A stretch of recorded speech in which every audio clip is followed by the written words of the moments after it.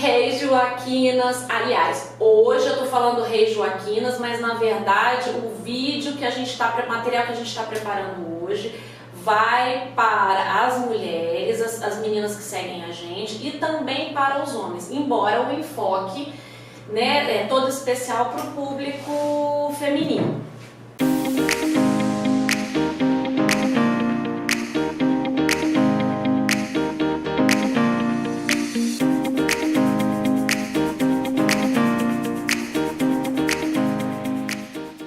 E eu tenho prazer, já tem um tempo que eu venho tentando, que não é fácil, pegar esses dois profissionais juntos, na minha opinião, e eu posso dar essa minha opinião especial, de que é o melhor, porque eu também conheço, enfim, dei certo com ele, porque sim, vou logo abrindo o vídeo, esclarecendo que eu encontrei os dois profissionais, eu já fiz tratamento com os dois e por isso me sinto no direito de estar aqui hoje tentando ajudar vocês. Bom, é um prazer estar aqui, a gente não tem esse costume, que a gente trabalha tanto, né? Mas agora a gente, eu acho importante também ter esse tempo para a gente conversar um pouquinho. A minha formação já tem um tempo, né? Uma caminhada grande na psicologia. Me formei em 85, vou fazer 33 anos de psicologia. E então eu venho assim, né, caminhando, fazendo cursos, me dedicando, iniciei a clínica com crianças e depois eu fui buscando outros caminhos. Mais tarde eu encontrei a neuropsicologia, então hoje eu sou psicóloga clínica, trabalho com adolescentes, adulto, idoso, faço avaliação neuropsicológica em adulto e idoso, trabalho com orientação vocacional também, né?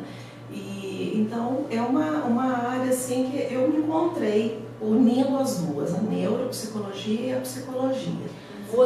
Vocês já viram que o tema hoje na verdade deveria ser sério, mas não vai ser sério não, porque a gente vai esclarecer todas as dúvidas, a gente vai trazer uma leveza para o assunto e eu abri o vídeo e não falei o tema, que na verdade a gente vai falar de três,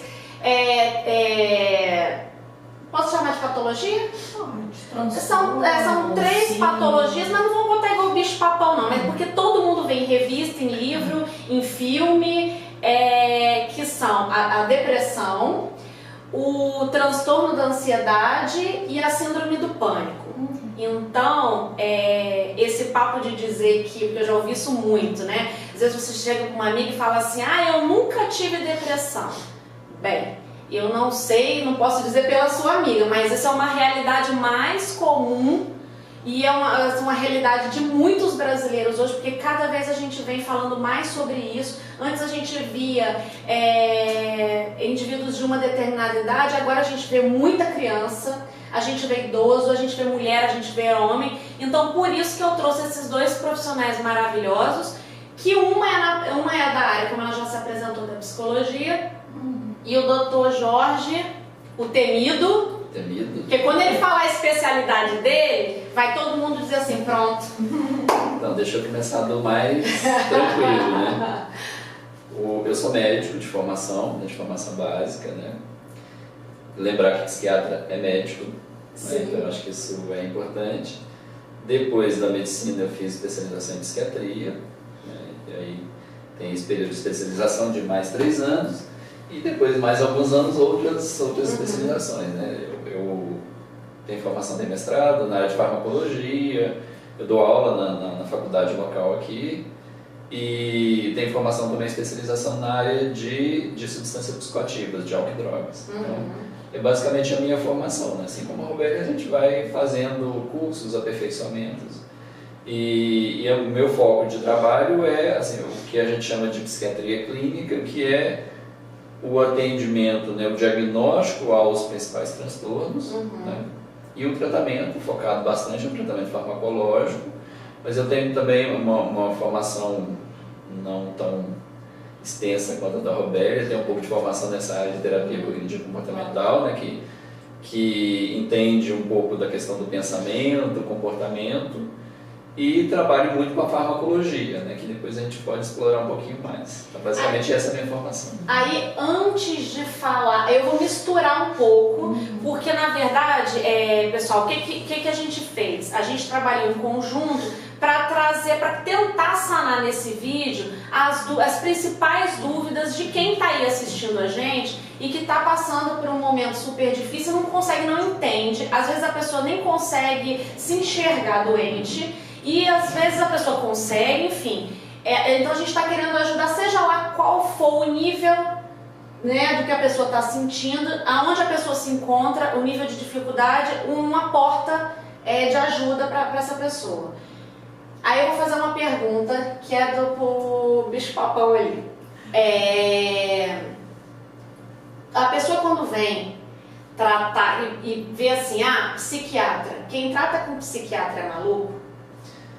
Não, e aí assim, a questão do bicho-papão tem essa ideia mesmo assim de que quem vai ao psiquiatra tá louco, quem vai ao psiquiatra já perdeu suas capacidades, mas assim, felizmente hoje isso tem mudado, né? As pessoas estão mais conscientes de que o psiquiatra é um médico como outro qualquer, de outras áreas, de outras especialidades, só é um médico que se especializou na questão do comportamento, das emoções, tal. Ele tem um olhar mais aprofundado sobre isso. Só isso. Lógico que o psiquiatra também atende aquela pessoa que às vezes já perdeu o controle completo, mas o dia a dia é o atendimento de pessoas com quadros ansiosos, com sofrimentos comuns a todos nós. Então, não é nada demais. Além disso, assim, pro princípio básico, de repente pra Joaquina que está assistindo lá, a mulher que está assistindo em casa, que é leiga, por exemplo, quem medica? É o psiquiatra. Psiquiatra, porque ele é médico, de formação médica, ele trabalha com a farmacologia. Então isso quer dizer que vocês trabalham conjuntamente. Vamos supor, a pessoa tá lá. Primeiro é o seguinte, vamos botar de maneira didática. Vamos falar dos 3 transtornos. Uma pessoa assim, qual é a diferença entre a depressão, o transtorno da ansiedade e a síndrome do pânico? Quer falar do seu ponto de vista, e depois eu falo do meu ponto de vista, que eu acho que ele complementa. Complementa. O da ansiedade, eu acho que para a gente falar um pouquinho de cada transtorno, a gente tem que entender que tem um cérebro aqui funcionando, tá? E que em algum momento, por algum motivo, né, que pode ser externo, pode ser interno, há uma, vamos dizer assim, uma ameaça, como no caso da ansiedade, né? Quando a pessoa tem um medo, existe um perigo real, aí a pessoa tem um medo.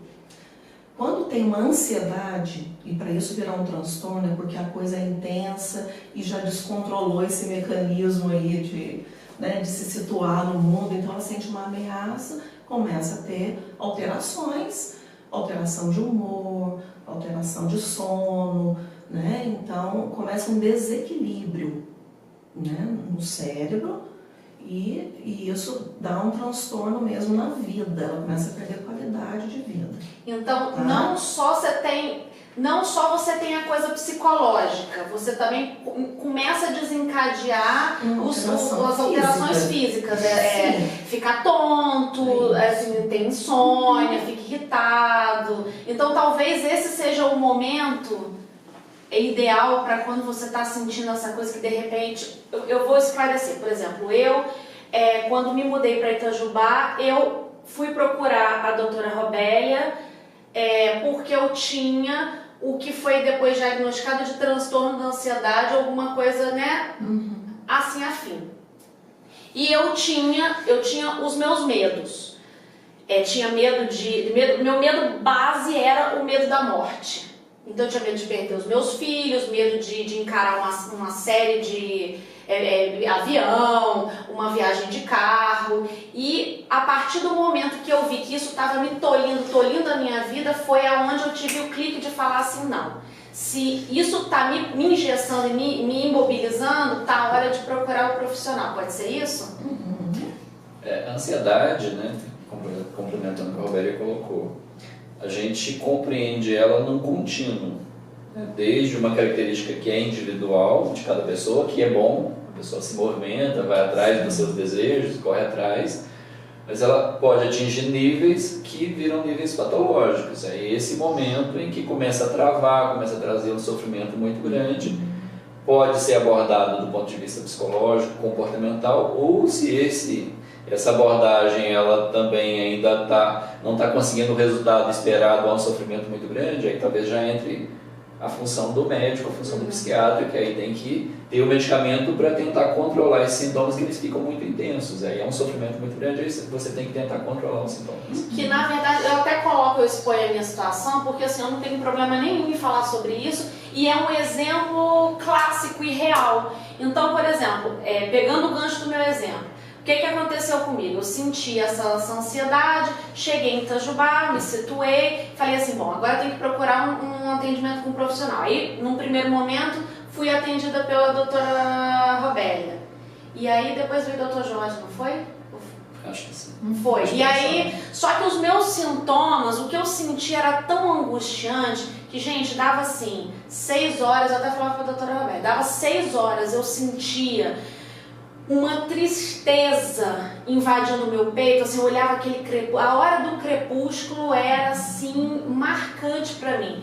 E uma tristeza, eu não fiquei ao ponto daquelas pessoas que não têm força de levantar da cama, mas aquilo me incomodava, eu comecei a perder o sono, eu lembro isso muito claro, dava 2 horas da manhã, eu acordava e não desconectava mais. O raciocínio muito rápido que eu falava assim, eu pensava comigo, eu falava assim, gente, se eu não parar de pensar, eu vou ter um curto-circuito. Foi aonde eu procurei o Dr. Jorge, porque aí eu precisava naquele momento, sim, de uma medicação que me fizesse, durante aquele tempo, dar uma desligar o curto-circuito. Então, esclarecendo para quem acha que eu sou uma pessoa normal, quem frequenta psiquiatra não é doido.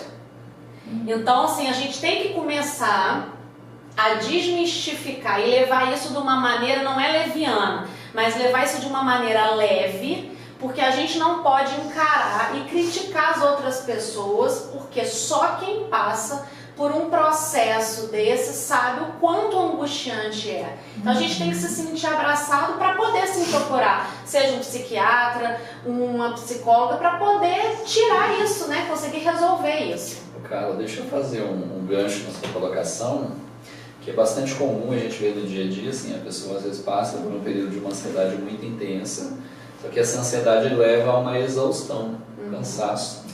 E aí, na sequência, é muito comum vir a depressão. Né? É habitual que aconteça isso. Estado de alerta, de ansiedade, de pensamento acelerado, de não descansar, e em seguida vem um período de exaustão que entra a depressão na sequência. Então, a depressão, na verdade, seria a sequência do... É comum de acontecer. A depressão pode vir isolada, mas é comum que a pessoa que vive uma ansiedade com frequência, ela fica mais sob risco de apresentar depressão. De qualquer forma, é a curva do estresse, né? É uma ansiedade normal, é importante para todos nós, para a gente trabalhar e a se luta, motivar, lógico. É o que ele falou, de uma ansiedade saudável. Se ela dura muito tempo, se ela fica muito, a pessoa fica muito tempo em alerta, ela já entra numa outra fase, né, de quase exaustão, depois exaustão, e vai perdurando. Aí vem os sintomas, que pode ser a depressão, pode ser um pânico. O pânico é o auge da ansiedade. Que é o que a pessoa fica engessada, a pessoa não consegue sair de casa. É uma sensação de morte, né? A crise de pânico, né, a ansiedade e medo também caminham muito juntos. Então, nós seres humanos, a gente consegue separar uma sensação da outra, mas, por exemplo, quando vai se estudar isso no animal, o animal só sente medo, ele não tem a clareza da ansiedade, mas caminham muito juntas. Então é muito comum também a pessoa que tem ansiedade, às vezes ela se sente insegura, preocupações excessivas, e aí pode chegar a crise de pânico, que o pânico realmente é uma situação terrível. A pessoa tem uma crise que ela vai ter a sensação de que está morrendo, ou enlouquecendo, perdendo o controle. É um quadro agudo, muito intenso, que pode ficar se repetindo, e a pessoa vai se sentir cada vez mais insegura diante daquela situação. E importante no pânico, ele que dura minutos. Essa diferença, né, de um a síndrome do pânico, que é muito específico o tempo, né, de duração da ansiedade. Na crise de pânico é típico que dure assim, de 5 minutos até meia hora. Você tem aquela crise intensa de palpitação, sudorese, sensação que vai morrer. Você só acha que vai infartar mesmo. Isso. Porque eu me lembro que eu até coloquei isso para teve um dia que eu estava deitada, eu sentia dormência no meu braço e nas minhas pernas. Eu falei assim, gente, eu devo estar infartando, porque aquilo era real. Aquilo era muito real. E depois disso eu tive um zumbido, lembra? Gente, eu tenho zumbido até hoje. Mas eu esclareço que na verdade, eu nem lembro mais dele. Porque nesse processo eu vim dos Estados Unidos, aquela coisa toda, você chegar numa cidade nova, eu sempre fui muito proativa, e aí você se deparar com toda a realidade do Brasil, você se recolocar tanto a respeito do trabalho, quanto recolocar seus filhos também, as suas antigas amizades, as suas novas amizades. Então isso realmente é muita coisa, mudança, foi muita coisa. Agora, uma coisa que me preocupa muito é que eu vejo assim, e isso é corriqueiro, não é uma exceção não. As pessoas aqui no Brasil se automedicam. E eu já tive vários amigos, por exemplo, eu tinha um amigo nos Estados Unidos que ele ligava, ele era americano, ele ligava pro Henrique e falava assim, Henrique, faz um favor pra mim, me dá uma receita aí de um Rivotril, uma coisa aí, porque a mesma coisa que eu tinha. Eu vou voar e eu tenho medo. Só que assim, de repente começa com medo de voar e aí você começa a tomar uma coisinha, eu acho que o remédio, o doutor Jorge sabe disso, eu sou muito meticulosa com essa coisa de você tomar a medicação. Porque se você pegar uma bula, você vê de A a Z a quantidade de coisas que pode acontecer. Eu acho que o remédio ele tem que ser prescrito por um médico, num tempo determinado, e sob esse aspecto você já tem N fatores às vezes que podem contar contra, porque você pode tomar um remédio e de repente você ter uma série de problemas, o médico vai lá, ajusta a dose, ou muda o medicamento. Eu fico imaginando assim, gente, a quantidade de gente que eu conheço, fiquem tranquilos que eu não vou contar aqui, não vou falar de ninguém, que eu não tô fofoqueira hoje. A quantidade de amigos que eu tenho, que tem um problema de insônia, tudo. Rivotril, Lexotan, Ocadil, nem sei se eu tô sendo redundante, se são os mesmos princípios. É isso mesmo. Mas a quantidade de pessoas se automedicando, pessoas que não dormem há anos. E a gente vê um problema muito sério, que isso tá no mundo inteiro, mas aqui no Brasil tá uma coisa assim, desproporcional, o avanço da tecnologia. Essa coisa da globalização, ela vem engolindo a civilização. E eu queria que vocês falassem um pouco disso, porque eu acho que toda essa ansiedade que o ser humano vive hoje está diretamente relacionada a tudo que a gente vive. Deixa eu retomar na questão da medicação e a Robélia talvez complemente aí com a questão da tecnologia. A questão da medicação, assim, eu acho que é sempre bom senso, né, quando o médico toma isso por princípio, julgar benefício e risco. Sempre esse julgamento. Aquela condição que aquela pessoa, aquele paciente está apresentando e o risco que o medicamento pode trazer. Se a condição ela representa um sofrimento, ela representa algum risco à saúde daquele paciente, daquela pessoa, e tem um medicamento que ameniza pelo menos e controla, bem-vindo o medicamento. Mas ele deveria ter tempo, ele deveria ter um acompanhamento, porque realmente assim, a automedicação ela traz riscos porque pode haver interação com outros medicamentos, a pessoa pode ter um outro problema de saúde e pode existir alguma condição que o próprio medicamento mascare. Como a situação sua de insônia. Insônia tem um monte de causa, né? Desde a própria ansiedade, depressão, maus hábitos, excesso de estímulos por conta de tecnologia.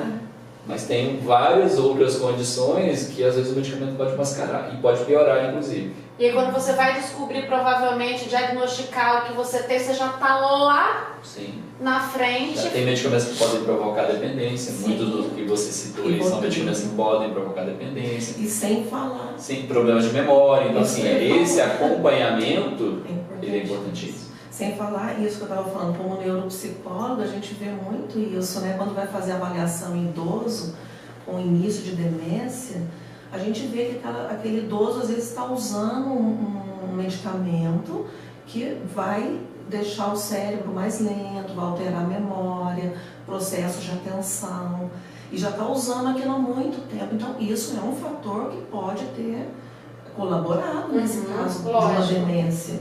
Então é muito sério. Mas aí eu fico pensando, é o que eu falo para as minhas amigas, enfim, para as pessoas, né, que me acompanham e tal. Eu falo assim, gente, mas a gente vive um contrassenso.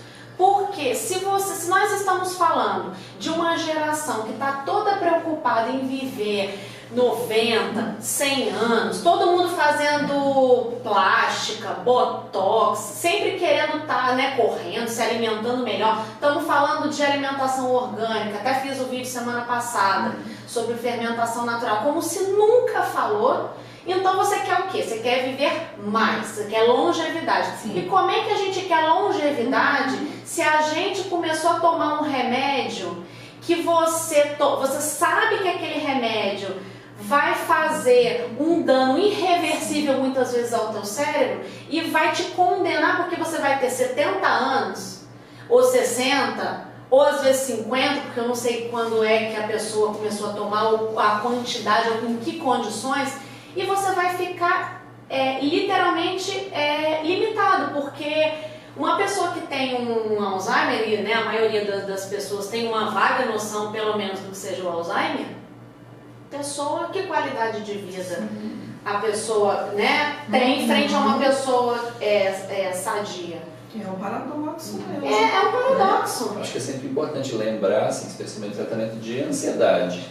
Vale para insônia também, várias outras coisas, mas os dois exemplos são muito marcantes. O tratamento, ele sempre passa por questões comportamentais. Então, por exemplo, para quem não está dormindo bem, às vezes precisa do medicamento.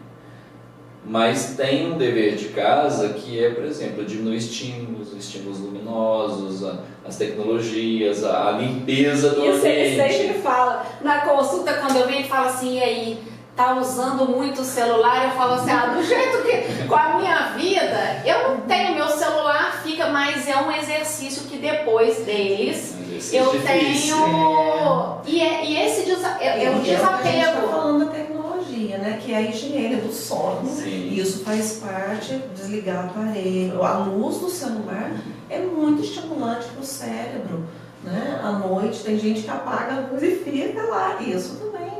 E além disso, o bombardeio de informações, porque aí eu vou linkar com outra coisa. Por exemplo, no mundo caótico que a gente vive hoje, que tem milhões de coisas que são positivas, mas a gente tem o caos também instalado. Então a gente tinha, até um tempo atrás, um processo eleitoral, aquela coisa, aquela corrida, aqueles campos, né, uma polaridade, e o tempo inteiro só se falava. E assim, família em todo lugar, no ônibus, no trabalho, aquelas brigas, aquelas coisas, os xingamentos, as ofensas. Então, quer dizer, aquilo ali vai entrando na tua, no teu psique, de uma maneira. Se eu falar alguma coisa errada, pode me corrigir, tá? Porque a gente agora tá, né? Agora o papo aqui é profissional. Então eu fico pensando assim, gente, é muita informação. Então a gente precisa. Eu estou fazendo como exercício. Deu determinada hora, pode ser quem for, eu dou aquela desplugada. E a gente até precisa ensinar isso para os filhos. Como é que eu quero também que ele, né, aprenda a cuidar da tecnologia, manejar isso, né, usar a favor, não contra, né? Se eu também não dou exemplo. Lógico. Então, E você eu preciso. E aí você acaba perdendo Isso. conhecer, né? Assim, conviver mais no ambiente. Você acaba perdendo essa relação de família, os bons momentos, e talvez isso também dê um distanciamento e que aí desencadeie um processo... E pensando até na questão da ansiedade, depressão, quantas pessoas que entram no Face e começam a ver notícias, tá sempre todo mundo feliz, todo mundo bem, e não é verdade. Ninguém vai colocar que tem conflitos, que está angustiado, não é isso. As redes sociais têm um papel muito importante, sim, né? Eu acho que a tecnologia a gente não pode negar, e está colocado e não vai mudar, mas há uma questão também, assim, imagina aquela pessoa que não está tão bem e ela começa a entrar nas redes sociais e vê aparentemente todo mundo muito bem. Uma falsa... Que realidade é essa que eu não consigo captar? Ela acaba ficando pior.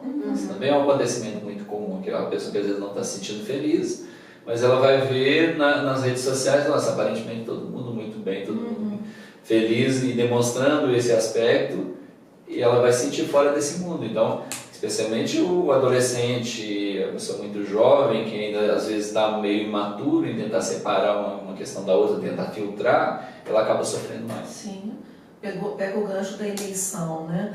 Quantas vezes você começa a entrar naquilo, altera o seu humor. Sim. Então você vê, tudo que está no ambiente, de alguma forma, altera a gente, né? Eu acho que eu tenho isso muitas vezes, a pessoa, as minhas clientes, assim, alguém que tem uma vaga ideia do que é a Carla, porque a Carla tá aqui conversando, aí vocês me veem de vestido bonito, ou então lá na Joaquina, e assim, não vê que por trás daquela pessoa ali que às vezes que trabalha com moda, que eu fico na minha casa, que eu tenho meus filhos, que eu dou faxina na minha casa, que eu faço comida, que tem dias que eu tô com o cabelo pra cima, que eu tô de mau humor, que eu tenho as obrigações de uma mulher normal como outra qualquer, porque isso, e assim, esse programa vai ser visto por homens e mulheres, mas eu tenho uma preocupação muito grande com as mulheres, porque eu vejo as mulheres muito ainda refém dessa coisa do não poder procurar, da vergonha de chegar, porque quando eu falo assim, eu vou no Dr. Jorge, Dr. Jorge é o quê? Psiquiatra, sabe aquela coisa, a gente tem que desmistificar. Porque em determinadas situações não adianta, porque não vai sem remédio, porque o sofrimento é muito grande. Então eu acho que você precisa sair daquele estágio que você não dá conta sozinho. E aí entra outra pergunta que eu queria fazer.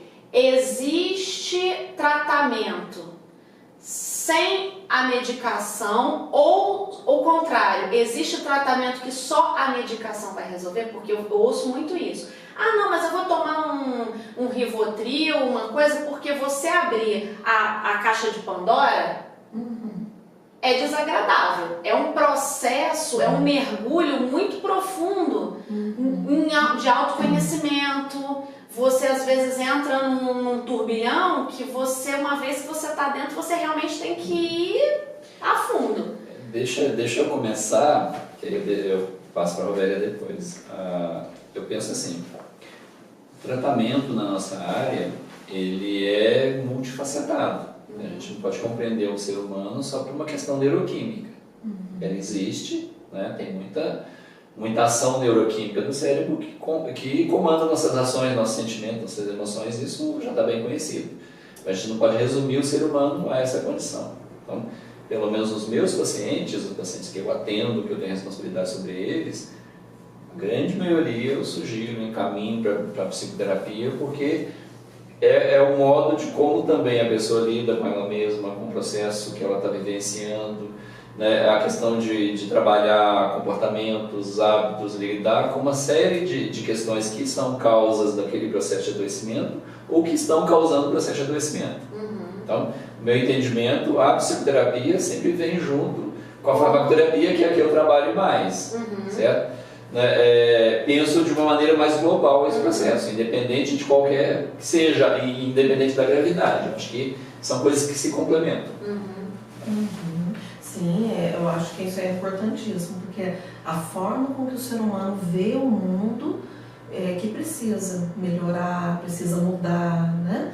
Tudo bem, tem lá uma ansiedade, tem uma doença neuroquímica, mas tem o comportamento, né? E a gente trabalha, o psicólogo trabalha com essa modificação de pensamento, de comportamento, né? de autoconhecimento.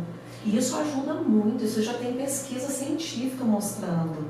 Um cérebro, por exemplo, com ansiedade, depois de ser submetido a somente terapia, existe uma alteração em estruturas cerebrais responsáveis pelo controle da emoção. Então, assim, a gente vê que existe um trabalho científico. Não, que na verdade isso é científico, você tem um embasamento e realmente aquilo ali tem melhoria, né? Não, exatamente, não é uma coisa sem... Agora, imagina a terapia, mais um tratamento medicamentoso, então a resposta é muito boa. A gente tem isso e a gente na tem prática, situações né? também, né? Que às vezes a pessoa está fazendo terapia, faz direitinho, está comprometida e tal, mas o nível de sofrimento é tão alto, né? Existe um sofrimento tão grande que não tem como não pensar em ter o tratamento farmacológico, porque aí já está num nível que não tem maneira de se pensar, porque às vezes o paciente, a pessoa, ela procura escolhamente, pode procurar o psicólogo, pode procurar o psiquiatra, não tem uma ordem certa. Às vezes vai ao atendimento dela, por exemplo, e ela vai perceber, olha, nós estamos trabalhando, mas está indo além. Será que naturalmente ela vai encaminhar. Isso é bom esclarecer, que não tem essa ordem, que a pessoa pode vir a qualquer momento. Agora, uma coisa que eu gostaria muito, eu sou fã do autoconhecimento. E isso é uma coisa que eu queria desmistificar e explicar para as pessoas, porque, por exemplo, eu sei. Quando eu pensei em fazer terapia, eu falei assim, tá, eu comecei a fazer terapia no Rio, eu comecei depois dos 35 anos. Eu acho fantástico, porque eu acho que a gente como mulher, a mulher ela tem muitos processos, essa coisa da maternidade, do casar, da maternidade, a relação muda completamente depois que você tem os filhos, ou não, se você também não tem os filhos, mas você se modifica porque vem a cobrança. Ah, por que você não teve filho? Então isso também a mulher tem sempre uma carga de cobrança maior do que o homem. Aí se ela não casa, talvez ninguém vai perguntar para ela, mas meu filho, por que você não casou? Ah, porque ele é garanhão. Agora você não casou porque ou você não deu certo, ficou pra titi. Então, quer dizer, eu acho que de uma maneira geral a mulher é muito cobrada. Então eu comecei a fazer depois dos 35 anos, eu adorei, mas eu assim, na verdade, quando eu fui procurar, eu procurei a pessoa, eu me identificar, eu procurei mais me linkar com o profissional do que se eu ia fazer o método. O que eu ia procurar? Se era psicanálise, porque até hoje eu não sei, e isso até eu falei pra você, que se você pudesse assim, dar uma pincelada, porque qual é a diferença entre fazer psicanálise? Eu sei que psicanálise você casa. Fica ali anos ali, porque todos os meus amigos que fazem psicanálise assim, fazem anos. E aí você tem as alternativas que você interage mais, que o profissional começa a interagir, mas como é que é um pouquinho assim das opções que a gente pode dar para quem está assistindo a gente? Vamos falar em linhas gerais, porque são muitas, né? Imagina. Então, imaginar que o homem é o objeto de estudo da psicologia, né? E todas as abordagens, a ideia é deixar esse ser humano mais adaptado, mais feliz, né? Trabalhar as emoções, a motivação, talentos. Então, cada abordagem tem um corpo teórico, uma forma de ver esse indivíduo. Diante disso, então, vai elaborar técnicas, metodologia para trabalhar isso. Mas todas com o mesmo objetivo, mas cada um com seu enfoque. Então, a psicanálise ela vai trabalhar muito questões de inconsciente, relação pai, mãe, infância, todo o processo de desenvolvimento. Então, isso leva um tempo, né? Os recalques, os mecanismos de defesa. Tem outras abordagens, por exemplo, comportamental, que trabalha técnicas de modificação de comportamento. Tem terapias corporais que trabalham com relaxamento, postura, aí vai nessa linha, né? Corporal. tem terapias que terapia positiva, que trabalha com outro jeito de ver a vida, de um lado mais positivo, enfocando isso. Então, cada uma delas tem um jeito de olhar o ser humano. Eu adotei, eu me identifiquei, porque aí vai do profissional, tá? Se identificar com uma das formas, uma das abordagens que a gente aprende isso durante a faculdade, e você se identifica com um jeito, né? O jeito que eu escolhi, né? A forma que eu escolhi é a cognitiva comportamental. Então a gente acredita que existe um link aí entre meus pensamentos, a forma como eu interpreto a realidade. Isso pode ser modificado, com isso eu tenho uma modificação da emoção, uma modificação das minhas crenças que eu vou analisar, uma modificação de comportamento. Então isso, o terapeuta nesse tipo de abordagem é muito ativo. Ele trabalha junto com o paciente sente isso. Eu fazia isso, eu até falava com a doutora Robélia, como eu já gosto, então em um determinado momento eu falava com a doutora Robélia, ela chegou uma situação, eu consigo analisar a situação como se eu estivesse de fora. É como se eu estivesse longe dela, mas eu conseguisse, referente àquela situação, falar assim, olha, eu acho que eu tô achando, eu tô exagerando, isso aí, eu tô dando um valor nisso que é um valor desproporcional, e aí você começa a fazer uma autoanálise, e quando você começa a se analisar e você se entrega naquela avaliação, que você tem que ser verdadeiro, porque não tem objetivo nenhum se você não for verdadeiro consigo mesmo. Então, que você realmente se entrega, você fala assim, olha, você consegue achar realmente assim o seu tendão de Aquiles, naquilo que você precisa melhorar como ser humano. Uma das coisas que eu coloquei lá a gente debateu, por exemplo, pensamento suicida. Eu fico muito preocupada, eu me preocupo muito hoje em dia com essa crítica, com essa coisa das pessoas criticarem, olharem o outro e falarem assim, porque, olha lá, tá doido, foi pro psiquiatra e tentou suicídio. Porque se tentou suicídio, é como se a pessoa pensou em suicídio, é como se a pessoa não fosse se curar nunca mais e ficasse fadada a um título. E de que se ela a qualquer momento tiver uma recaída, alguma coisa acontecer na vida dela, ela vai, vias de fato, aquilo vai acontecer. Então eu queria que vocês desmistificassem um pouco, porque tem gente que tem um pensamento e fica apavorada, porque não sabe o que acontece, né?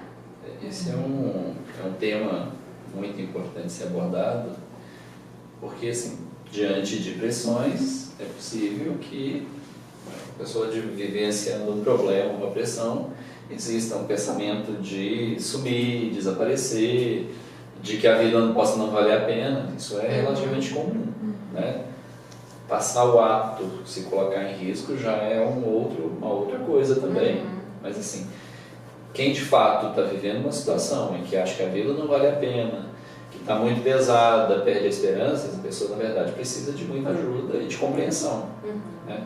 E muitas vezes ela vai ser criticada, ela já está vivenciando aquele problema, ela já está com muita dificuldade e vai haver a crítica, inclusive o que acaba dificultando a chegada ao tratamento, porque se ela já se sente criticada e depois pode se sentir rotulada de que, olha, nossa, está fazendo tratamento com psiquiatra, o que vão achar? Né? Então, é algo que tem que ser desmistificado porque alguém na verdade precisa de ajuda, né? E não é incomum, né? As pessoas deveriam falar mais desse assunto, deveriam tocar mais nesse tema, porque ele é delicado, mas ele existe. E acho que as pessoas não têm que se sentir intimidadas, inclusive pelo profissional. Porque eu não caí da primeira vez na mão da doutora Robélia, tive experiência com outros profissionais, eu acho que você não tem que abrir mão da terapia porque você não se identificou com a pessoa, então porque você entrou dentro do consultório e você se sentiu julgada.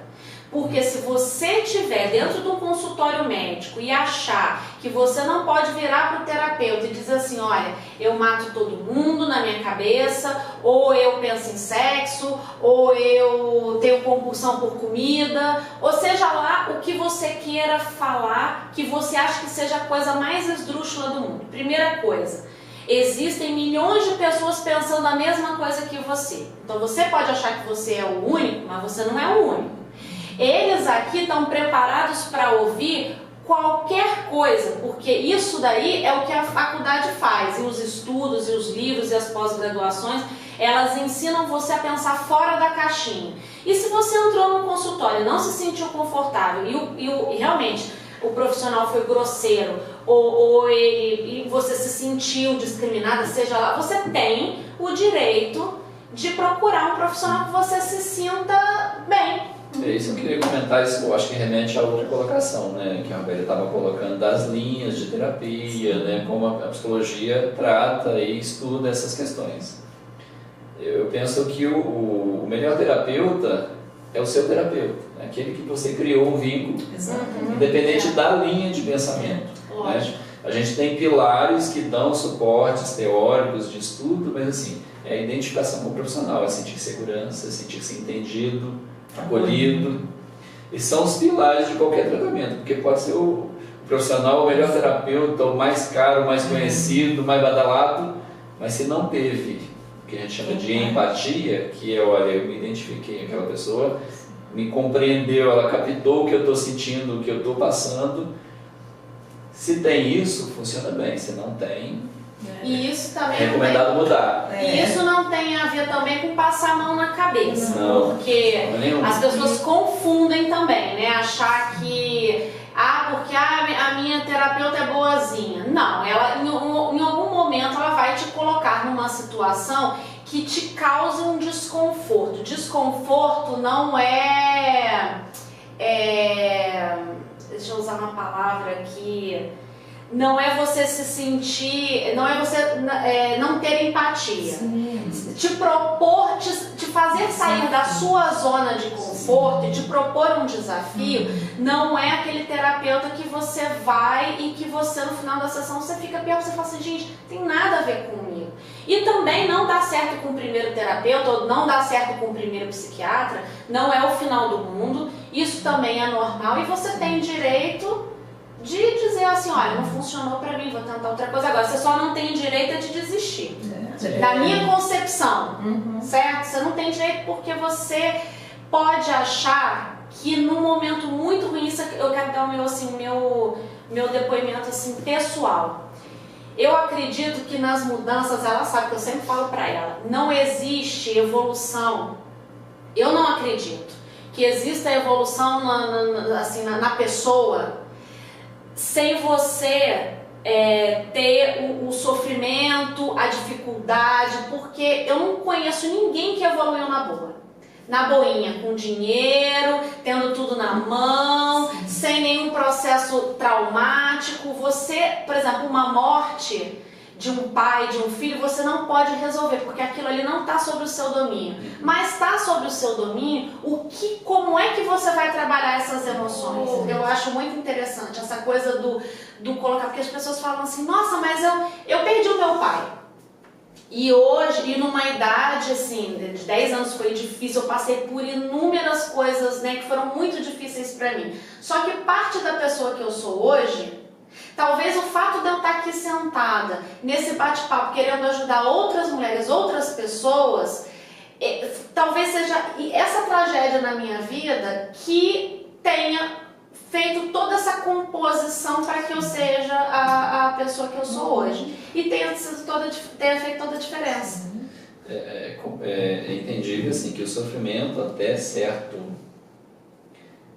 tamanho, ele ajuda a crescer, ele ajuda a gente a desenvolver resistência, desenvolver habilidades de enfrentar novos sofrimentos. Ele só não pode se tornar absurdo, que aí ultrapassa a resistência de cada pessoa. Lógico, a ponto de adoecer a pessoa e ela perder qualidade de vida. Né? Mas eu queria deixar uma frase que Jung falava. Jung é um psicanalista, olha pra você ver, eu não sou psicanalista, mas eu tenho que acolher o estudo de todas as abordagens, né? E o Jung falava que conheça todas as técnicas, domine toda a teoria, mas ao entrar em contato com uma alma humana, seja apenas outra alma humana. Isso é lindo, porque você se sensibilizar. né, nós somos pessoas, nós estamos nos construindo. E por isso que eu falo, por que a gente, eu não me conformo com isso.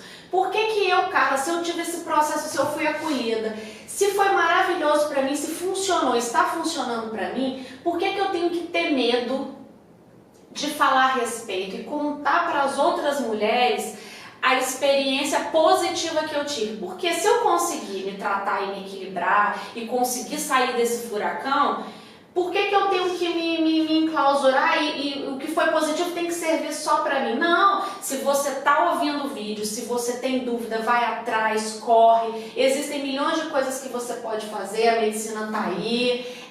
Tem uma pergunta que elas sempre me fazem, eu quero esclarecer isso de uma vez por todas. A gente mora numa cidade pequena, estamos falando aí de 100 mil habitantes, em média, e eu tenho várias amigas que falam assim, Carlinha, eu não vou fazer terapia, não vou fazer não vou pro psiquiatra. Eu falo assim, mas por que você não vai? E as pessoas falam sempre a mesma coisa, porque eu não vou contar os meus segredos, as minhas fragilidades, e amanhã tá todo mundo sabendo.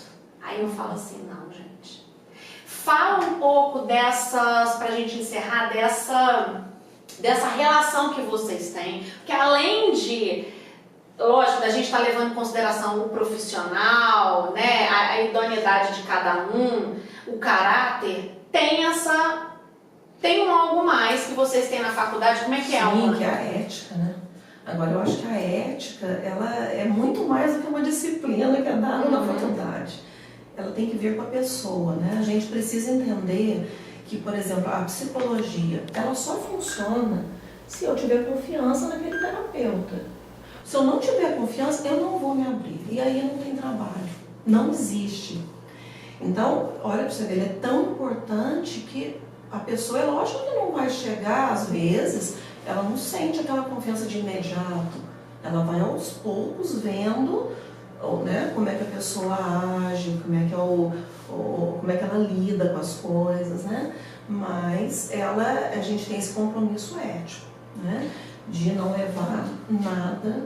O que eu costumo dizer, né, às vezes eu digo isso ao paciente, que é a pessoa que eu estou atendendo ali, fala, da mesma forma que eu estou te avaliando, né, estou avaliando o quadro, a gravidade e tal, aquela pessoa também está me avaliando. Lógico. E essa avaliação passa por, olha, será que eu estou sentindo confiança?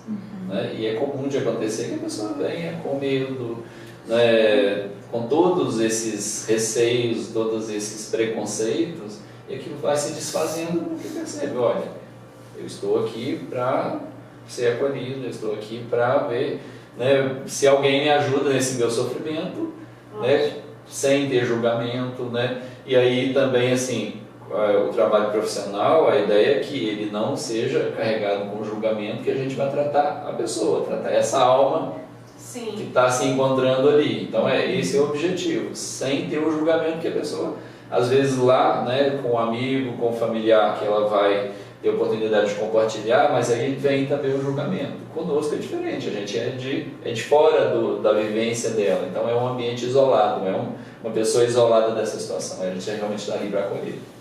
Olha, gente, eu fiquei assim, feliz, eu já tava, gente, toda vez que a doutora Roberta já me deu alta, ela não aguenta mais, ela falou, sabe, vai, tá de alta. Eu acho que tu devia ter feito era psicanálise, porque você ia ficar comigo uns 10 anos. Nossa, mas eu vou pegar esse gancho aí. Eu falo para os meus clientes assim, ó, que o que eu quero é ensinar, ajudá-los a que eles sejam os próprios terapeutas. Exatamente, dar as ferramentas para a pessoa. Aprender como se analisa, com o que fazer, porque não vai ficar comigo uma vida inteira, né? Lógico. É uma fase, até reaprender algumas coisas. Então, aí a gente dá as ferramentas e a pessoa... Olha, gente, eu tinha medo de tudo. Eu tinha medo de, quando eu cheguei, eu tinha medo de ir daqui para Pouso Alegre, eu ficava assim, ai meu Deus, vou sofrer um acidente, eu vou morrer, meus filhos vão ficar, quem vai cuidar dos meus filhos? Depois, ainda tenho um pouquinho de medo de avião, mas aí eu venho aqui nele, aí ele fala assim pra mim, olha só, eu vou te dar um negocinho só pra você, é o emergencial.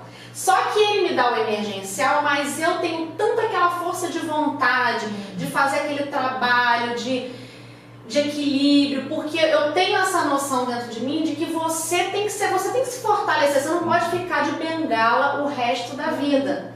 E aí às vezes ele fala assim, não, aí ele fala, quando eu volto, ele fala assim, você tomou? Eu falo assim, não tomei. Então, olha só, se deu certo pra mim e se dá certo pra tantas outras mulheres, vai dar certo pra você. Depois eu vou deixar todas as informações, se eles não tiverem horário, eles podem, ou se o seu problema for outro, eles não puderem ajudar, eles podem encaminhar vocês para outros profissionais que possam ajudar. Eu acho que vale sempre a pena buscar informação para você poder melhorar a sua qualidade de vida. Agora, acho que se você é do time também, que está sempre estressada, que está sempre no celular, que exercício físico, porque também foi uma série de providências que eu tomei. Eu encaixei o exercício físico na minha vida, os bons pensamentos, a terapia, o remedinho quando foi apropriado, e aí você vai se blindando, você vai se sentindo forte para seguir adiante. E eu tô muito feliz. Tá vendo? Foi uma conversa joia, deu pra matar, né? Desmistificar. Vocês vão ver que quando começarem a chegar as dúvidas eu vou encaminhar. Espero que a gente possa ter ajudado todo mundo que tá em dúvida aí. Também espero. Obrigado. Gostei. Né? Então tá.